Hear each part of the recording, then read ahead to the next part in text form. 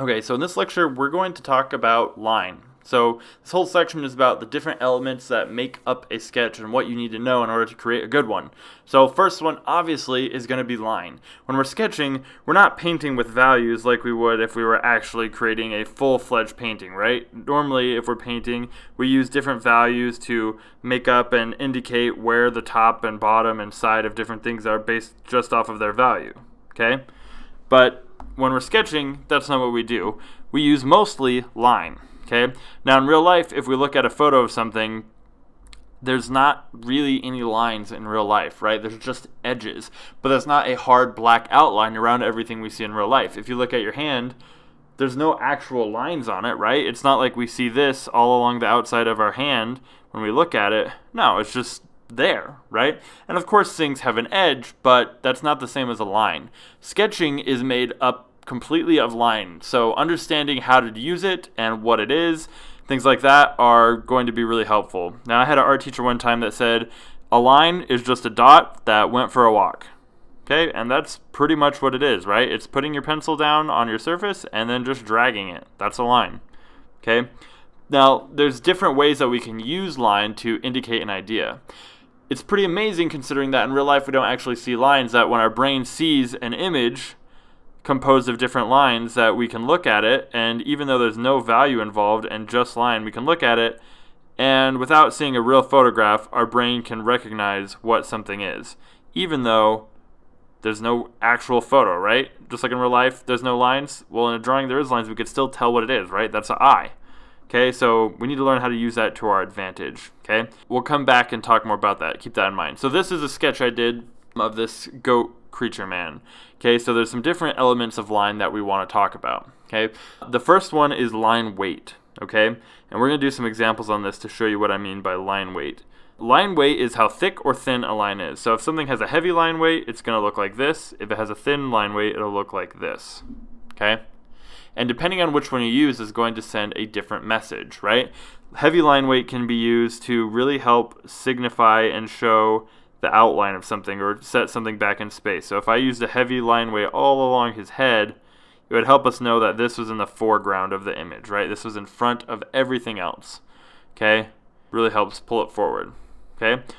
Also, line weight can be used to help indicate shadow. So in this, there's no values, right? There's no highlights, there's no shadows or anything like that, but the heavier line weight we use, the more that it indicates there's a shadow. So for example, you could see up here on his left eye, that brow ridge has a lot heavier line weight than some of the other parts of the image, like say the top of his horns up here, right? Same with his other eye. That top brow ridge is pretty dark because I'm trying to indicate that his eye is set back in his head a little bit, right? Same with underneath his cheekbone. The line weight is a lot heavier because I want to signify that this is a drop off, right? Like an edge, okay? So let's do another example. Let's show up here on his horn, on his right horn. I'm going to add a little bit of line weight underneath this edge here so that our brain knows that that kind of twists there. And we'll do the same thing on the other side, right? So wherever there would be more likely to be a little bit more shadow, that's where you can put a heavier line weight and signify that it's a little darker under there. We can do the same thing over here on his face. I've kind of done that already with his mouth a little bit, right? These horns here, okay? So same thing. Additionally, you can have line fade out, right? Especially in parts where it gets really light. So you can see here on his head, the line gets really thin and really light because that's where most of the light's going to be hitting. If it was really dark up here, it wouldn't really have any direction of light. But because it's light up there, the line's really thin and it's darker on the bottom, it kind of makes it feel like it's lit, even though we haven't used any value, right?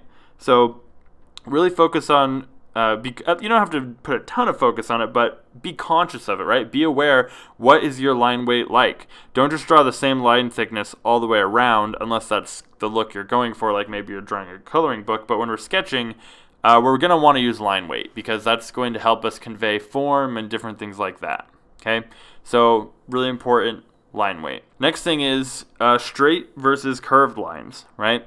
You don't want to just use all curvy lines everywhere all the time. You don't just only want to use straight lines, but you kind of want to get a balance of them, right?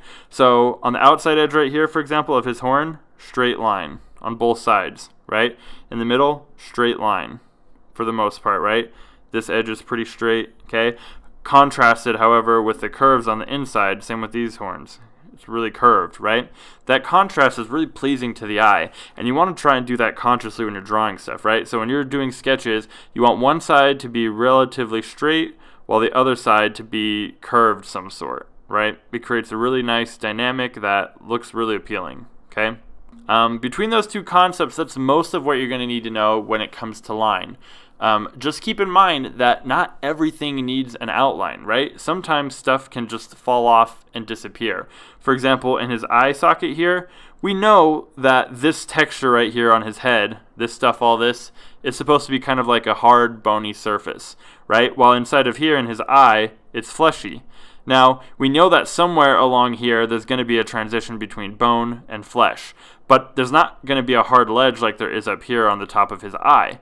So that doesn't mean I need to draw a line to outline everything like that and make him look like he's wearing a mask or some sort of raccoon, right?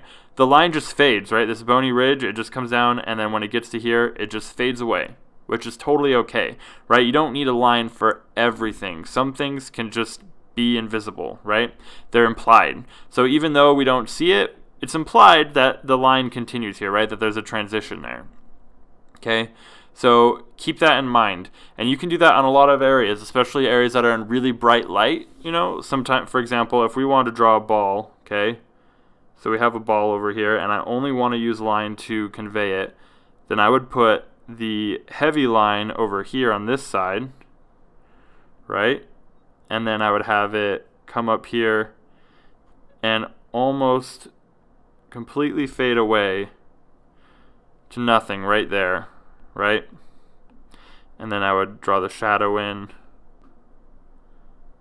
And this line weight with that spot fading away at the top of the ball helps us kind of get an idea of the shadows, even though we didn't really use values. We kind of hatched in a shadow down here, but even without that, there's not any hatching on the ball, right, to let us know where the shadows lie. But because we let that line weight fade away to nothingness, right, it's not like without this being connected, right? If we connected this all the way, you could tell it's a ball. But if we take it away, it's not like we're like, what is that? Is that just a big floating sea? No, you could still tell, obviously, it's a circle, right? We can look at it and imagine that it continues and finishes a circle. So you don't always need to finish the outline. Sometimes it's better to just let it be an implied or suggested line, okay? So that's it for line, and I'll see you guys in the next lecture.